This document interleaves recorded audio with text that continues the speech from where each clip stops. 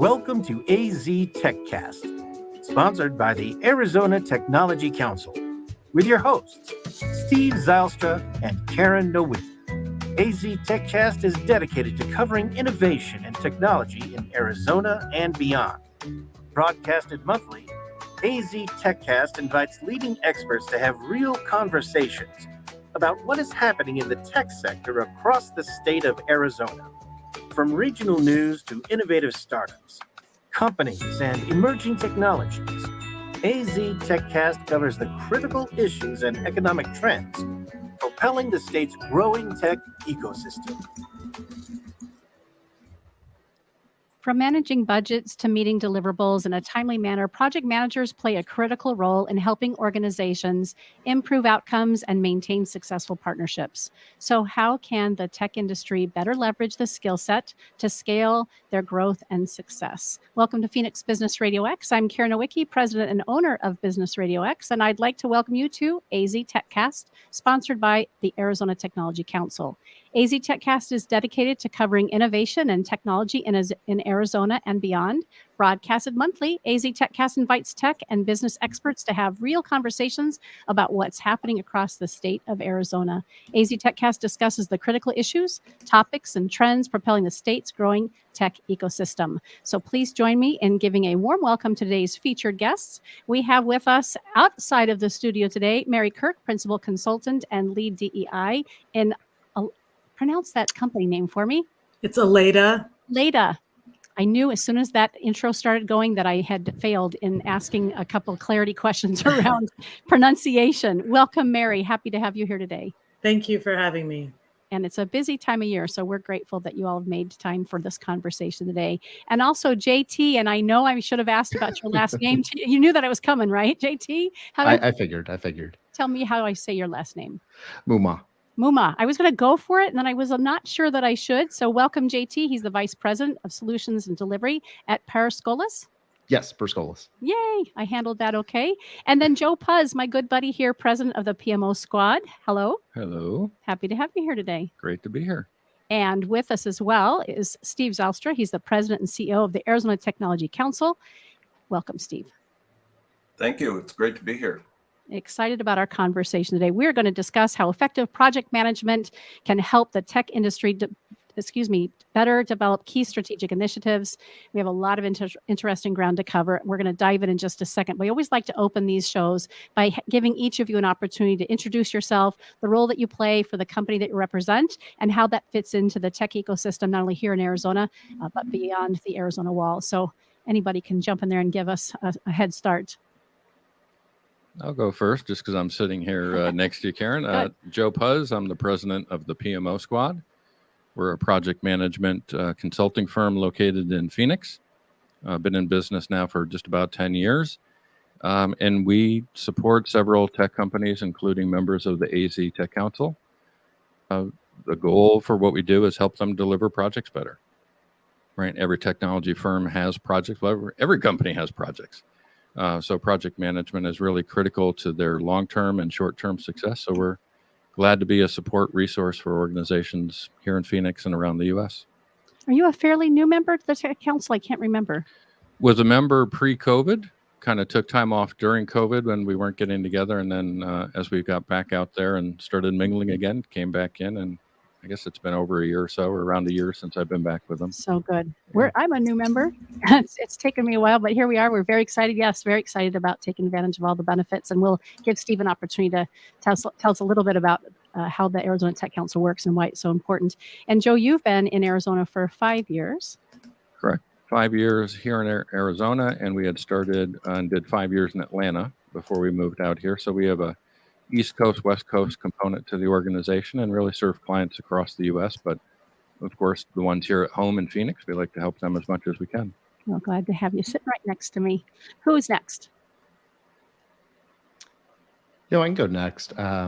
So first off, thanks for having me here today, Karen, Steve. It's great to be here with both of you and with Joe and Mary to talk about project management, something that I'm very passionate about and I think is a real force for good in technology and beyond.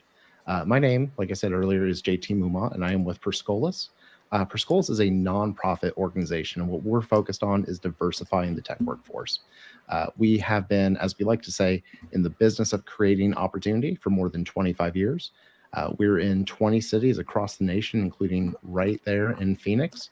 And what we do is we really focus on advancing economic equity and increasing opportunity through our tuition-free model with rigorous, practical, technical skills training, professional development, and connections to help employers connect with our grads and launch some great high-growth careers in technology. I personally have the privilege to serve as the Vice President of Solutions Delivery. What my specific work involves is kind of that relationship with our employer partners to develop customized cohorts that can train our learners in the skills that they need to be hired and be really successful in roles at those organizations and the tech field beyond. Great introduction. How long have you been with the organization? Just about 6 months. I have been in tech for about 18 years, but had a desire to kind of give back, get involved, and so the idea of helping to bridge people who really want to be a part of the tech workforce to that opportunity to help employers connect with graduates that have such great skills and really to help folks get involved in that field. It's really some of the most fulfilling work that I could ever possibly do. So definitely that kind of work that feeds your soul, so to speak. And I love how you introduced yourself. And when you started talking, you said as a force for good, right? That's one of the things that we really pride ourselves here at Phoenix Business Radio X is really around being a servant leader and giving first, giving always, and then providing other opportunities for people to run alongside us. It's also part of the conscious capitalism motto as well, which is one of our greater studio sponsors. So welcome, JT. Mary, how about you? Hi, thank you for having me, everyone. I'm Mary Kirk, like Captain Kirk, just in case. That's my little joke that I use all the time. I work for a consulting firm out of Dallas, Texas. We're a technology consulting firm. We have about 8 practices for all the way from strategy to support services. So I won't go too far deep into there, but I wanted to kind of focus on like what makes us different from other consulting firms, because I know many of you have probably worked with consulting firms. We own your problems and we help you solve them, and we provide the proper solution, and we're invested in your success. So I just kind of wanted to throw that out there so that we're not your your standard consulting firm. We really just kind of get in there and we fold into to our clients with our clients' employees, and we love our clients. We say client is king is one of our mission statements. Very good. Welcome, Mary. And Steve, last time you and I were on air together, somehow I forgot to give you an opportunity to tell everybody about the AZ Tech Council. That will not happen again. You reminded me, thankfully. Please let us know who you are and the great service that the Tech Council offers to the tech ecosystem. Thank you, Karen, and thanks to our guests. I'm really looking forward to an engaging conversation. The Arizona Tech Council is a statewide organization. We have offices in both Phoenix and Tucson. We represent about 750 member companies across the state.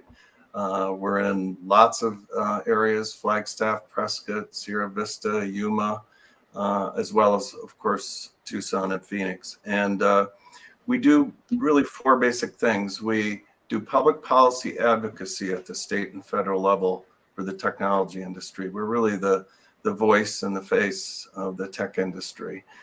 We do over 100 events a year. Just had our last one for 2022 yesterday down in Tucson. And, they're either educational, informational events, or they are networking events, which we have once a month in both Phoenix and Tucson. We also have a number of publications. We have a magazine called Tech Connect, a newsletter called Tech Talk, of course, 2 podcasts, this one, TechCast and Tech Focus. We have lots of other publications. And then finally, we negotiate lower cost products and services for our members. We run a association health plan, provide a whole bundle of medical, dental, vision, life, disability for our members at lower costs. We also run a 401k.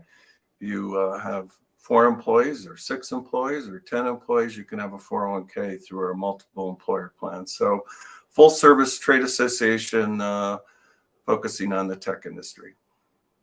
And we can see over your shoulder that one of the logos is the SciTech Institute as well. Can you take a moment to share about the foundation? Yes, the foundation of the Arizona Tech Council is called the SciTech Festival. It focuses on STEM and K through 12 education.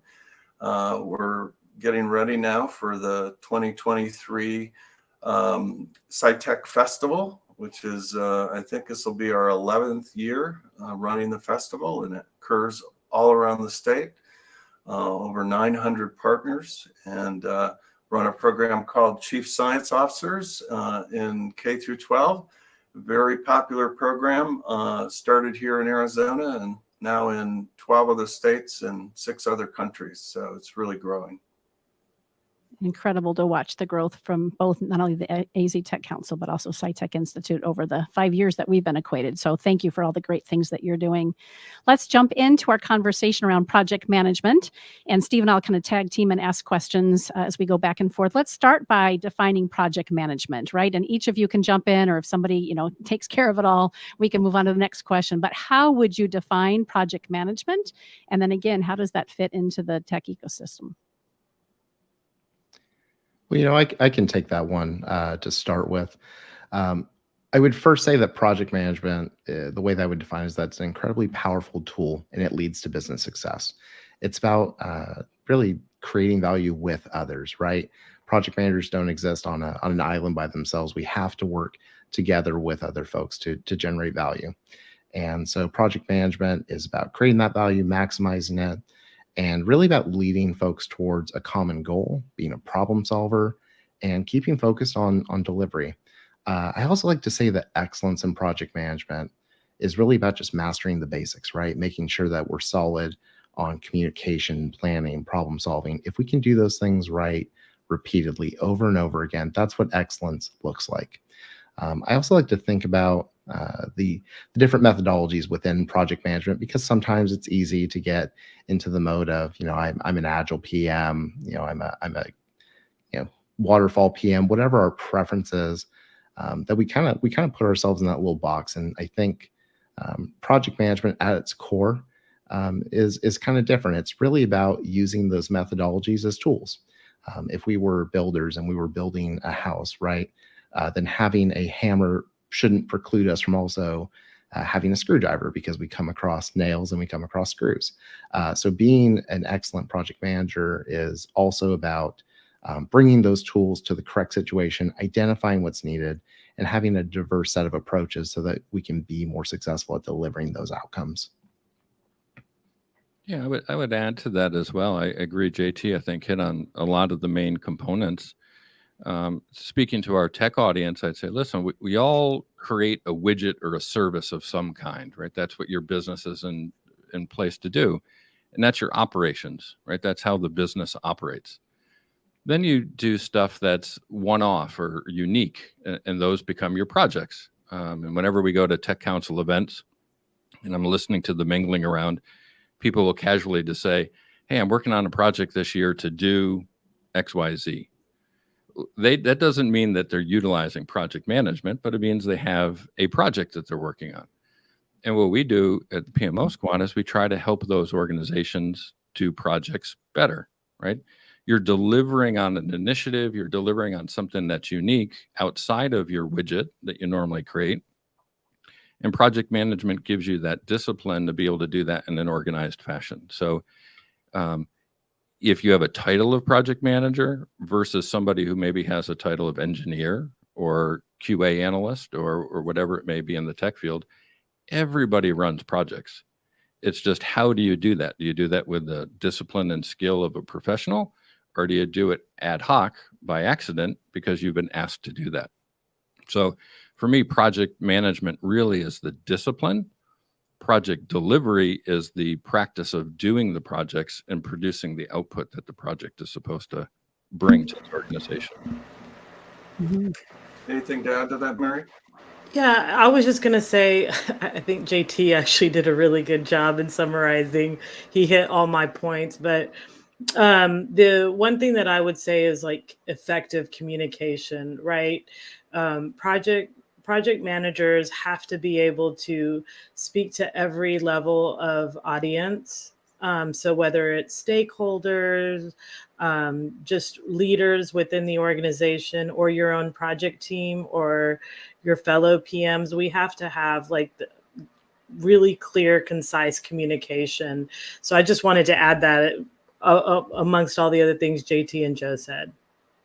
So project management, for when people think about IT or software development, they immediately think about project management. Every new piece of software is project managed.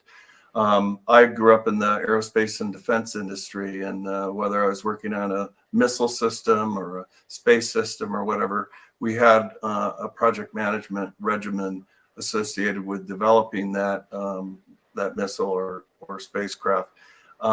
And we think of construction also uses project management. Can each of you speak to how project management works within your organization? What is your focus, and any unique qualities associated with your type of business? And then remember, our audience may not know all the details around project management. So when you mention waterfall and agile, can you explain those things for our audience? And let's start with JT. Sure. Well, I'll start by explaining waterfall and agile, since I'm remiss I didn't do so to begin with.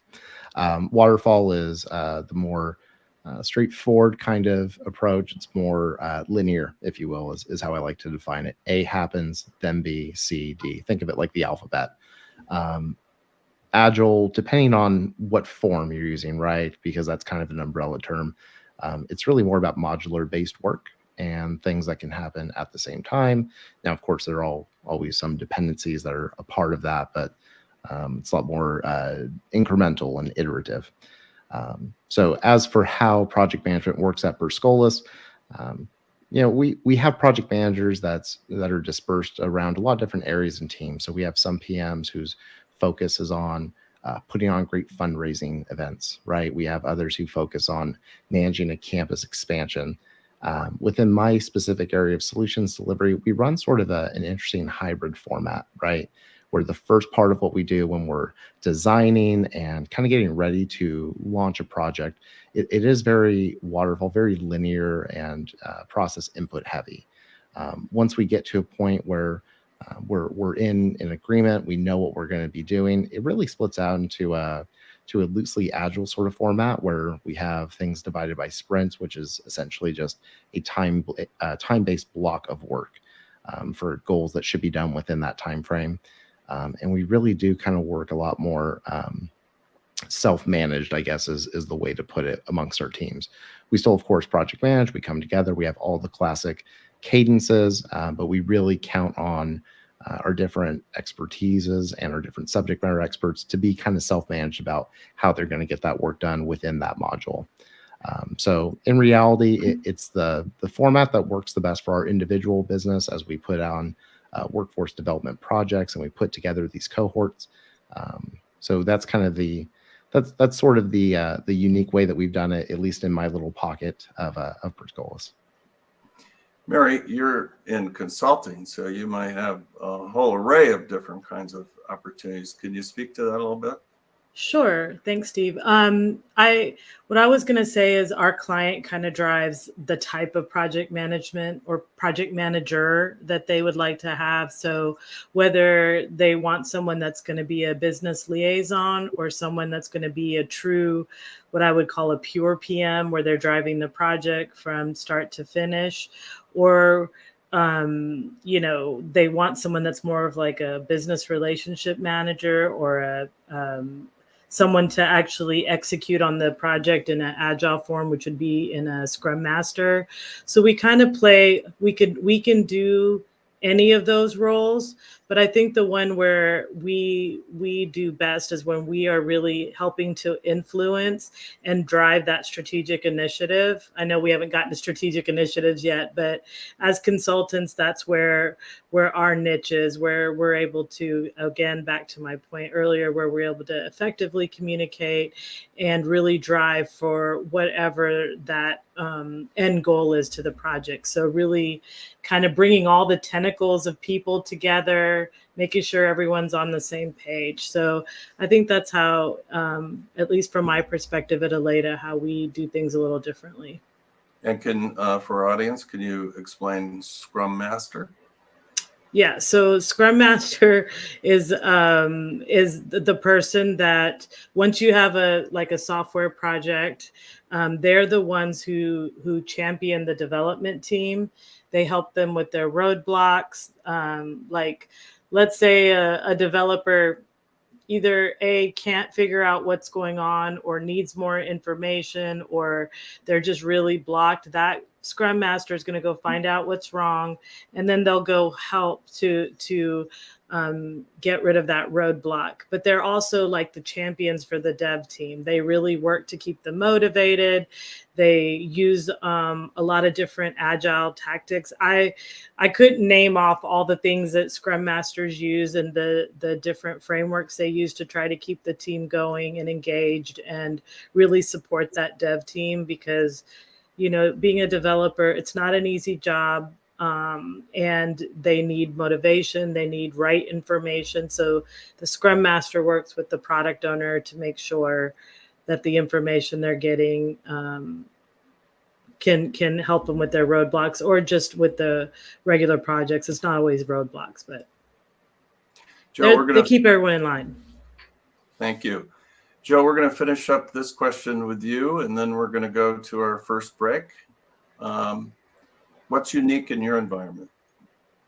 Yeah, I think we're a PMO squad as a consulting firm, so a lot of the things that Mary had mentioned also hold true for us. In addition to that, we help organizations build a PMO, or a project management office. Think of that like the accounts payable is within the accounting department. Well, project managers usually live within an organization within the PMO. So we help organizations build or improve those. We also provide project management training and education through workshops. We're not a certification shop. We're not trying to push PMPs or other certifications onto anybody. But we do professional-based training to help organizations do better at their job. And we do have a project management board game that we work with organizations for team building workshops. We just held one here on MAC 6 last week. And it's a really fun team building interactive way to build an organization's project management proficiencies through gamification. And it's an enjoyable way to learn and grow together in your expertise. So typical consulting services, plus in addition to that, a little bit extra, I'd say. Yeah, very good. Thank you each for those great introductions to your organizations. As Steve mentioned, we're going to take a quick little commercial break because we want to make sure we have an opportunity to thank our sponsors who continue to bring us AZ TechCast. And this year, we have Arizona Commerce Authority, who is the 2022 innovation sponsor, and we'll hear from them next.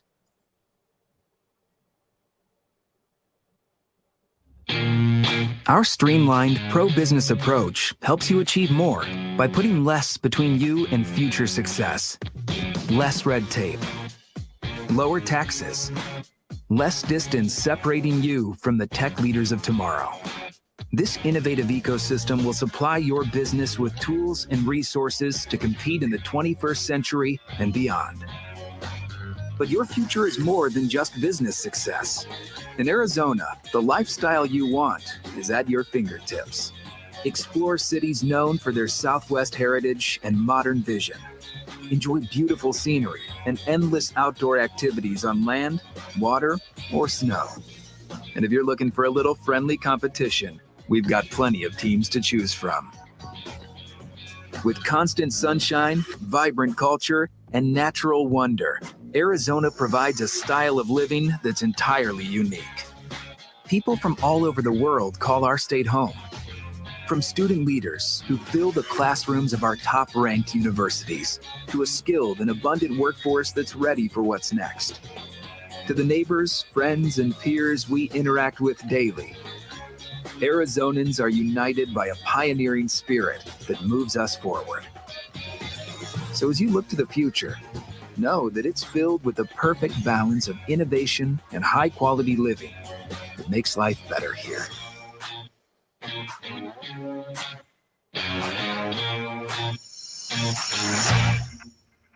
I was thinking about Mary when we were in the green room. Mary mentioned that she's going to have a 16-hour drive with her son back to ASU at the end of the holiday.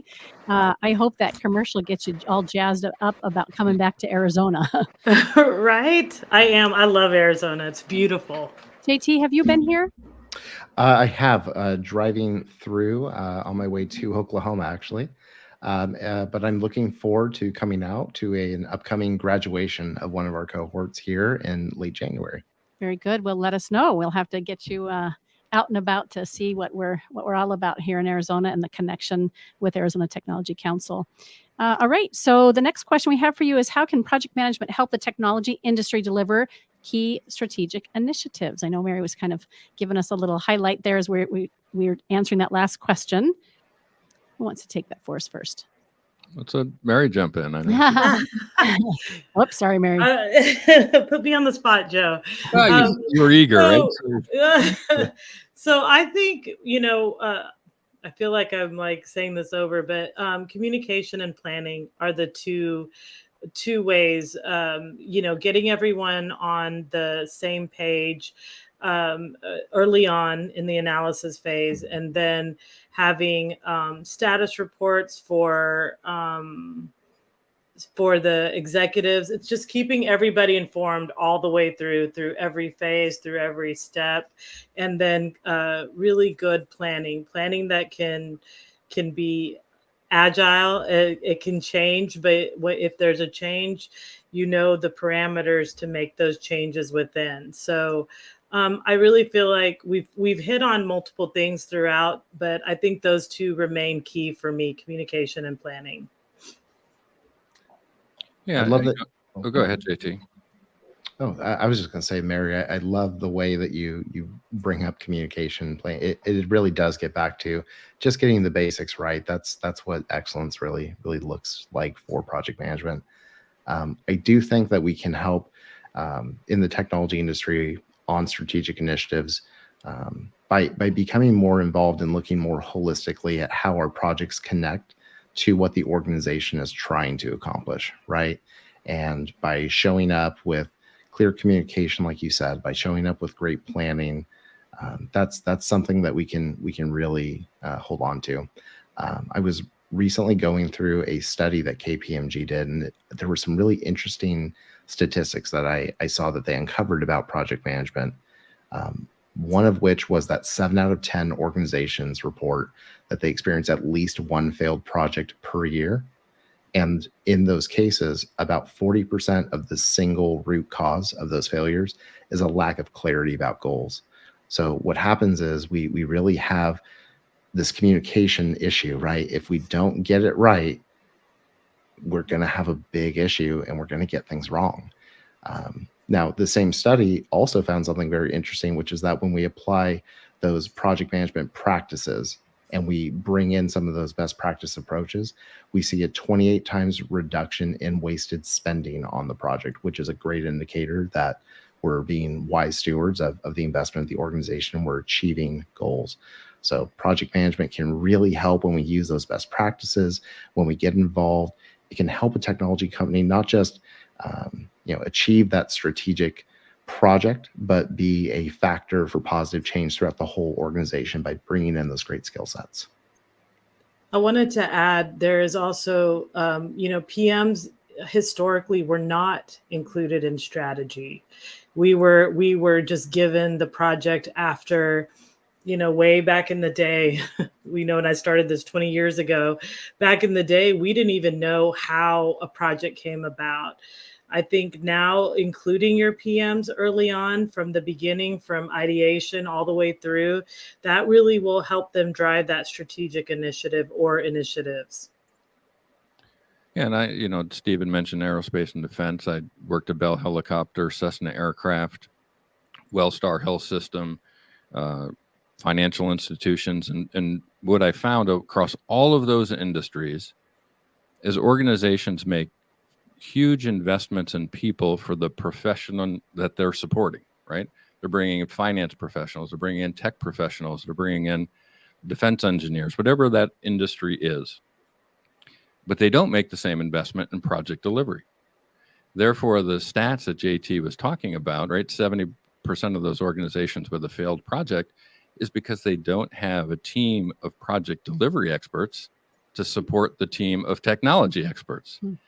So they rely on the technology investment that they've made within the people to deliver on the projects, but that's not what they're wired for, right? I can't go code anything because I'm just not wired that way, right? I'm wired to communicate and to plan and be strategic, like Mary talked about.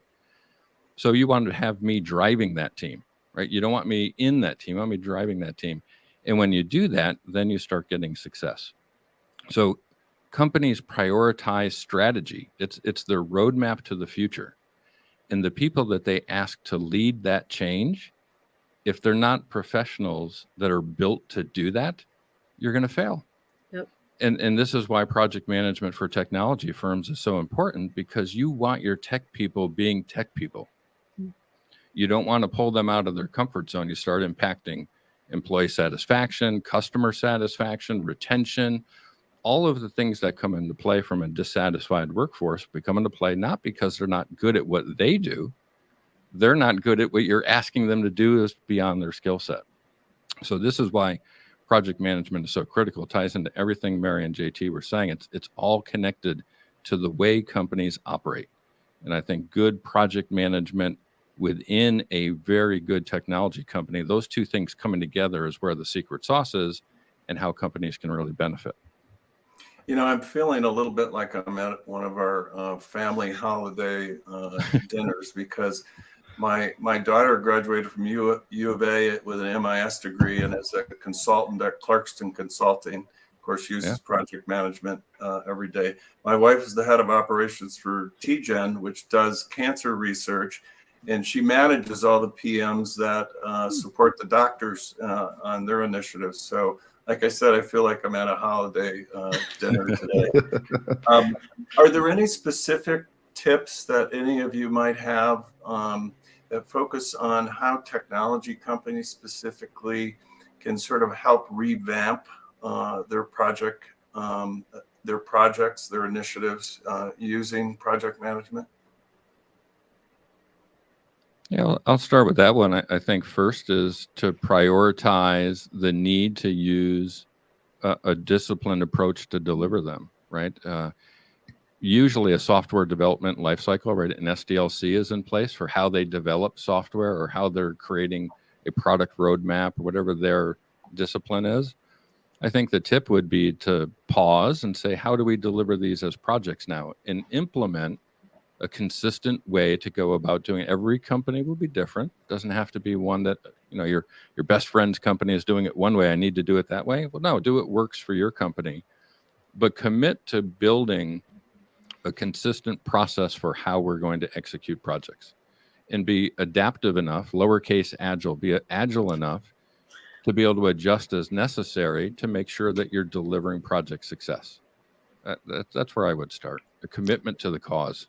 Yeah, I call it champion, where the C-suite, from top to bottom up, where this revamp is championed by everyone. So if like a part of the company doesn't even know about it, they have no idea what to do. So we need the leaders to champion the new process, as well as spend the money to give the PMs the tools they need, such as a PPM tool. I'm not shamelessly plugging a PPM tool, but a lot of PMs have to struggle to, just get their job done when other areas of the company have their tools and their cool websites or internal sites that they can use. And PMs are having to go old school PowerPoint and Excel.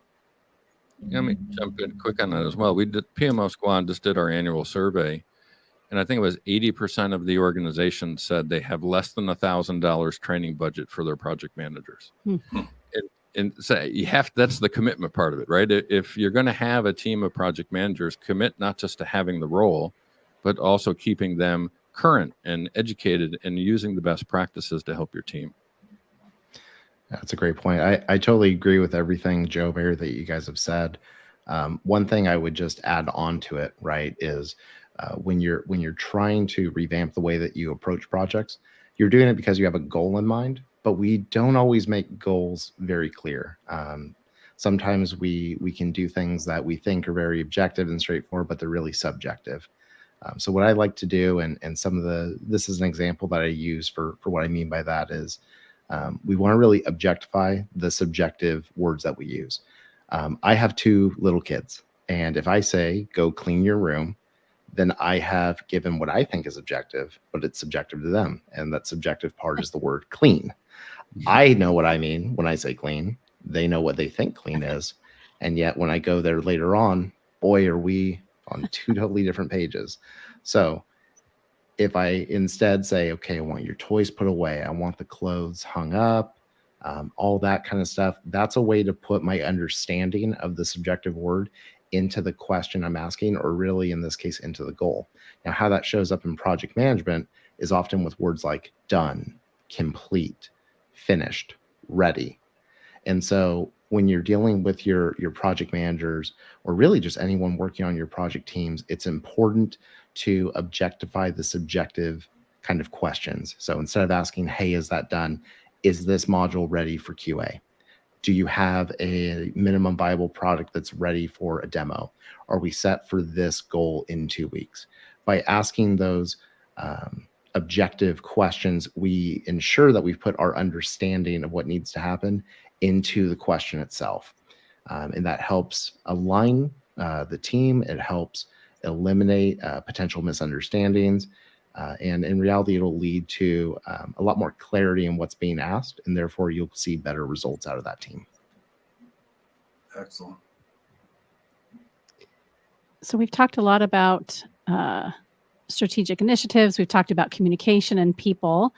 How do each of you implement purpose-driven or people-first project management? And are they one and the same? Do they run alongside each other? Yeah, I'll start with this one. At the PMO squad, our framework that we implement with our clients is called the purpose-driven PMO. And the mindset behind that in its most basic form is putting why before what and how. So why we do something is more important to the organization and the teams that we're using than how are we going to do it and what are we going to do. Most organizations start with the what and the how, right? Because that's what they're eager. They want to go execute, right? I want to jump in. I want to stop planning. I want to make this happen and get on to the next one. And we never build an emotional attachment to that, especially with our, this next generation of millennials that's coming into the workforce. They want to work for companies that have a purpose. They want to be a part of an organization that's going to have meaning to their work. And that's everywhere. If we think about implementing a CRM system, we did a project where we were helping an organization do that. And we polled the executives and we asked them, we said, why are you doing this CRM implementation? And they said, because we want to increase growth and expand to a new region to be able to grow the company and meet shareholder expectations. We asked the project team the same question, and they said the technology is old and we're giving it a new platform. 2 completely different answers to the same question for the same project. If the employees knew that they were actually doing the CRM system for them so that they could benefit the company and help them grow, they're more invested. They want to be part of that team. They'll work the extra hours. They'll give you a better status report. So for us, we always start with why. The purpose-driven PMO is to give meaning to your work before telling you how to do the work. And Mary, you had started with that. I think it was Mary that had said that at the beginning of our conversation today, right? That oftentimes y'all are left out of that part of the conversation and just brought into, boots on the ground. Obviously, it's critical to have that piece. Yeah. I also would add that from what Joe said is that also back in the day, we weren't we kind of skipped analysis because you would get this big thing called a BRD, and it was like really fleshed out by the time a PM got assigned to it. But now we're able, especially, you know, at my firm, we come in, we're given a statement of work, but then we come in and we do our own analysis. It's just something that we do to make sure that what we're driving towards, so the purpose driven statement is really what the client is saying, which is what Joe is saying, is there could be two different thoughts on depending on the people you're working with. So that's the purpose driven. But then the people part is where you need to make sure the team that you have, the team you're working with, is all working together. Like I mentioned it earlier, we're putting all the tentacles together. We've got to get everybody jazzed to work on this, as well as making sure that they're meeting and sometimes exceeding their, their work. But one thing that I want to say with the people is we always should be mindful that most of the time when they get a project, they have other things to do. So we have to really be able to help them navigate their other jobs. So be considerate, have some empathy, as well as driving the project. So it's a really big balancing act when we're talking about the people first. So really having empathy for your project team, knowing where they are and when to push and when not to push. Anything to add to that, JT? Yeah, I think Joe and Mary did a fantastic job. So I'll go at it from a slightly different angle, just to add something to the conversation. On that people first part, right? When I was developing processes at former employers, or even where I'm at now, I always use two questions. One is this in the best interest of the client? And two is this a requirement? And I look through that very simple litmus test to basically ask myself, are we doing something because we've done it, or are we doing something because it's important? And the reason why I approach process that way, and specifically process within a project management context, is because so often we get caught up in the idea of it's always been done this way, we always do it, but we don't get to that why, like Joe said.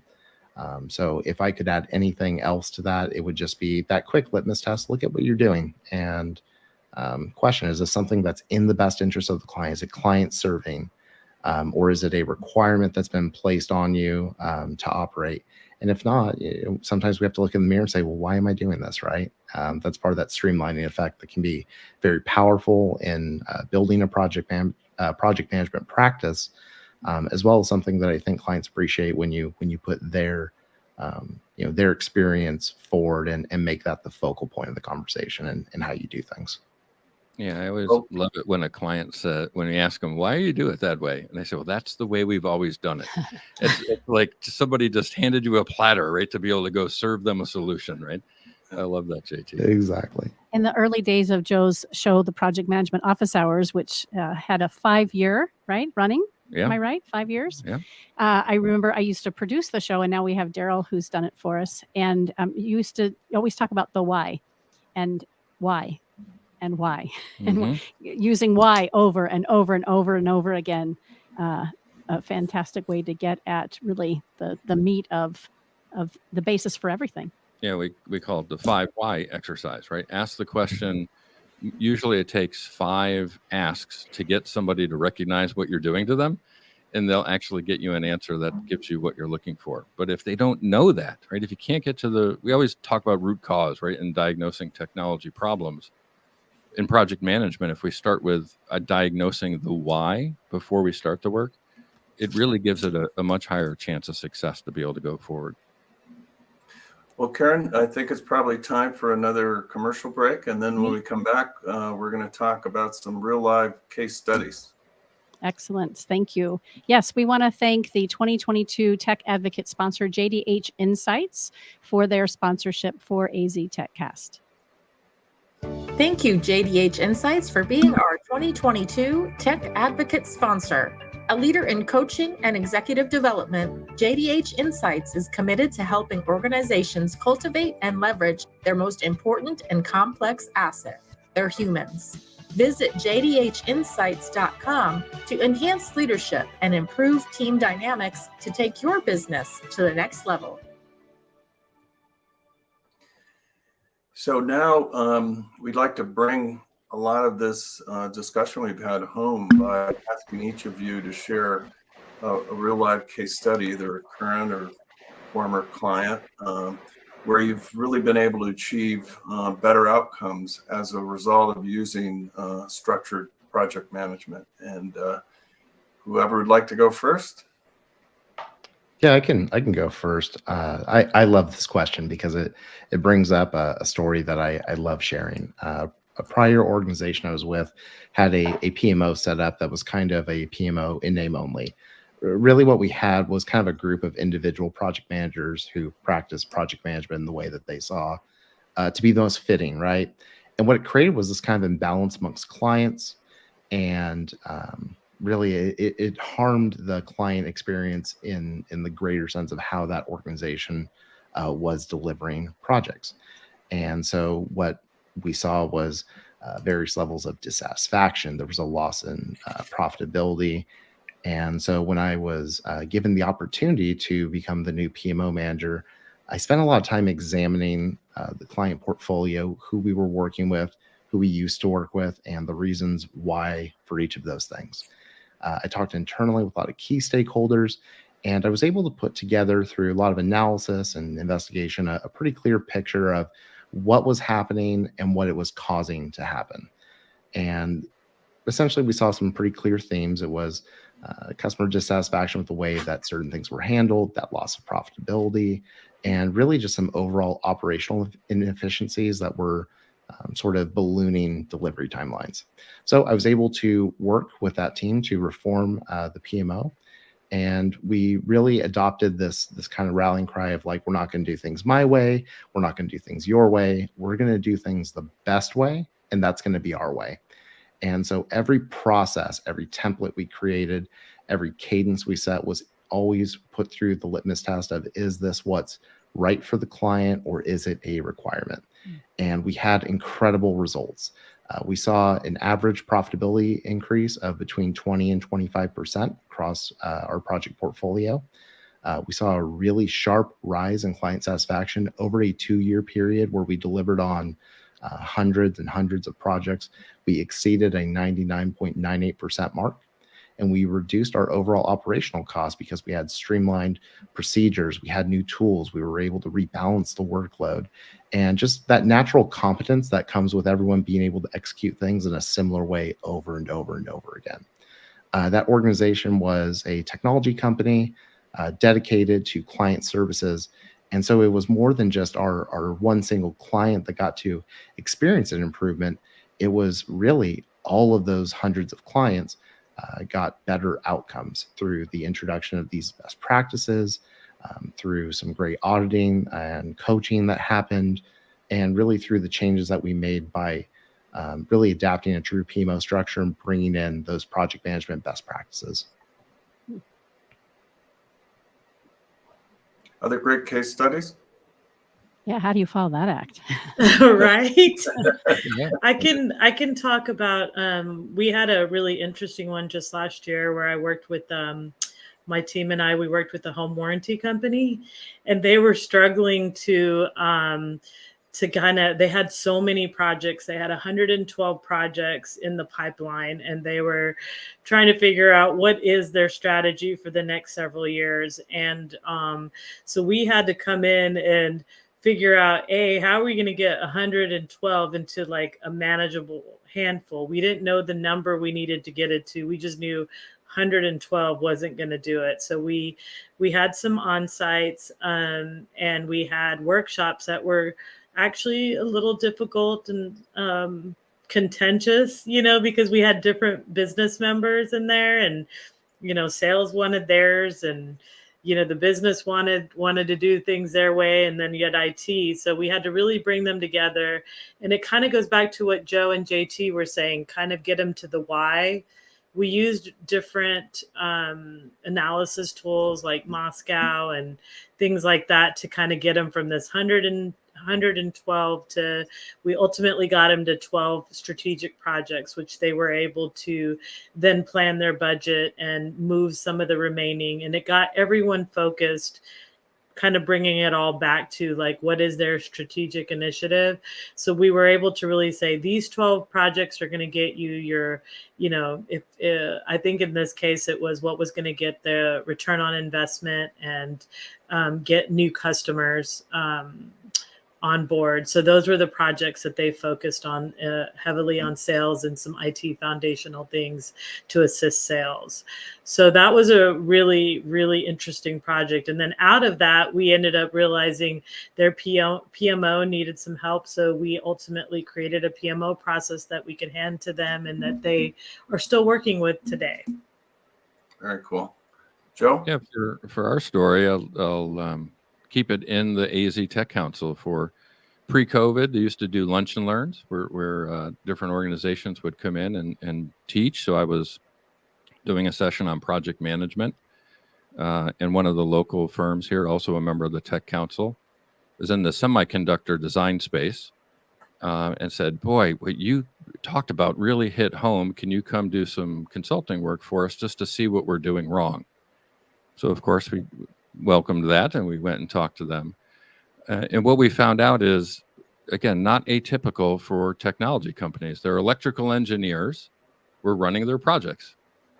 And every moment they were spending building a status report or dealing with a upset customer was taking away their time of doing their engineering work. Because of that, employee morale was low, customer satisfaction was low, they weren't getting repeat business, they didn't feel as if they were as profitable as they needed to be. And they had been in business for 17 years or so, 15 plus years. So they had a good reputation in the industry. So after we went in and did that work with them, we were able to implement a software solution so they could track their billable hours. They were doing fixed bids and weren't tracking how many hours were going into the actual work they were performing. And after we started tracking that, we recognized they should be doing variable bids as opposed to fixed pricing. The engineers stopped doing project management work and they were back to engineering work. Their employee satisfaction increased. Customers noticed that, boy, you guys are doing a lot better at projects than you used to do, and your employees seem happier. So now they were retaining customers and winning repeat business. And after working with them for 2 years, the grand prize for all entrepreneurs, they were able to have an exit and sell the company. I think because of project management, I'm sure there was a lot more involved because of that 17 years of hard work and good industry building and branding and product design they did. But they were at that kind of plateau, right? They had kind of been stuck as far as to what their own internal capabilities were. And just bringing in some external expertise allowed them to get to that point where the owners were able to get a successful exit from the business. So project management, oftentimes when done well, really is, you're using project management, but it's not a project management outcome, right? It's a business outcome that you benefit from using project management discipline. I love how you put that, Joe, because I think that really is that is kind of where project management's going. We have to be cognizant of our impact on the business and being strategic and able to help focus the overall organizations onto what the most important, most impactful action is, right? One of the things that I love to use as an example for that is called the double Pareto principle. Many folks are familiar with the Pareto principle. It's sometimes called the 80-20 rule, right? Or more affectionately used, a case where 80% of the work is done by 20% of the people. The double Pareto principle is actually the 64-4 rule, and you can extrapolate that 4% of the causes are responsible for 64% of the effects. So our role as business leaders and as project managers who can help guide the business is all about helping chase that 4%, figure out what it is, and help produce those results. Well, unfortunately, this hour has really gone by extraordinarily fast, but there is one last question. If you're an entry-level professional that's interested in getting involved or pursuing a career in project management, or even a mid-career professional is hoping to transition into project management, do each of you have some tips for them? Yeah, I would start with saying a couple of things would be the Project Management Institute is a global organization that helps kind of create a home base for project managers around the world. And there's local chapters all across the United States, including here in Phoenix. I would reach out and get involved, start learning the language and the culture and the business of project management. There's some great podcasts out there, Selfishly Project Management, and books, but just like take that first step, right? Jump off the ledge and say, I want to learn. And when you do that, there is a net worth of solutions out there that will catch you when you jump. Great. Other thoughts? I had 5 thoughts. They're very quick, though, not long. I said, be willing to observe and learn from other PMs. I think that a lot of folks that are especially new to the industry come in, they've had some training or schooling, and they think they know project management, but really, really learn from your fellow PMs. Watch, observe, look at the questions that they're asking, and just build on that, because you're going to become a much better PM by observing, being a listener, and watching. Never stop training and learning. So even me, I still take training courses. I still do certifications. It's actually encouraged at our firm. So stay on top of your methodologies and project management framework. And then your temperament, right? Know your temperament, and, kind of know the type of team you're working with. Some you can be funny with, some they don't want you to be, some you have to really know what's going on and be, and not be ambiguous, and then be humble and build relationships. Excellent. JT, how about you? Very cool. Excellent. Yeah, Joe and Mary did a fantastic job. I'll first say that it's pretty surreal to be asked that question, because I feel like it wasn't long ago that I was the one asking it from other people. I'll say this. I think if you want to become a successful project manager, you have to learn how to adapt to different situations, recognize opportunities, apply the right tools. But if that sounds daunting, we need to remember there's a ton of opportunities to build that knowledge. Joe shared the PMI, your local chapter, is an excellent place to start. I also recommend be intentional about where in project management you want to land, and connect with a professional organization within that industry. Great plug for the Arizona Technology Council, right? If you want to be a technology PM, then connecting with PMI is a great place to start. Also go for those kind of learning and growth opportunities that are specific to that industry. Beyond that, it's also important to remember that project manager is not the only title in project management. There's project assistants, coordinators, analysts. There's a lot of other roles that can get you kind of in there, right? I actually started as a project assistant. I did very basic support tasks, and I was able to, through hard work and pursuing educational and professional development opportunities, and really being a squeaky wheel saying I wanted to do more, get a chance. And when I got that chance, I was able to make the most of it. If you're a mid-career professional trying to move into project management, definitely focus on your translatable skills. You probably have a ton more project experience than you give yourself credit for. So definitely work to highlight that in your resumes. And again, be intentional about where you want to be a PM, because it's a big, big world. And then, my last point that I just want to kind of close with is I really feel that we, me, you, everyone who's here on this podcast, we have a responsibility to the people who want to intentionally become PMs. A lot of PM stories for folks that I talk to have this degree of like falling into it, right? And I love it. It really like ignites me when I hear people that want to be in this. And it's a big table, and there's a lot of empty chairs at that table. And we who are already there need to do everything we can to help connect folks who want to be there to take their seat. I am big into the idea of mentorship. At Perscolis, we have a great kind of employee impact group centered on project management, where we're able to connect folks who want, a little help, a little more training, some formal mentorship, whatever it is. I'm a big fan of being intentional about that, about connecting those who want to be in that space. And so to anyone who has ever thought, that sounds interesting, I'd like it, or who already knows they want to be there, there's a seat at the table, a lot of empty seats. Please reach out to me, reach out to someone else, but let us know how we can help you, because everyone who wants to be there deserves a shot at being there. And if I can add real quick, is I was out at Indeed.com the other day, and the big table JT's talking about, there was 91,000 open project manager positions in the United States. There is a lot of room at this table for more people to get involved. So great points, JT and Mary. Thank you so much for joining me in this discussion as well. It was great to learn from both of you. Yeah, thank Steve, you, Joe. another great conversation, huh? Excellent.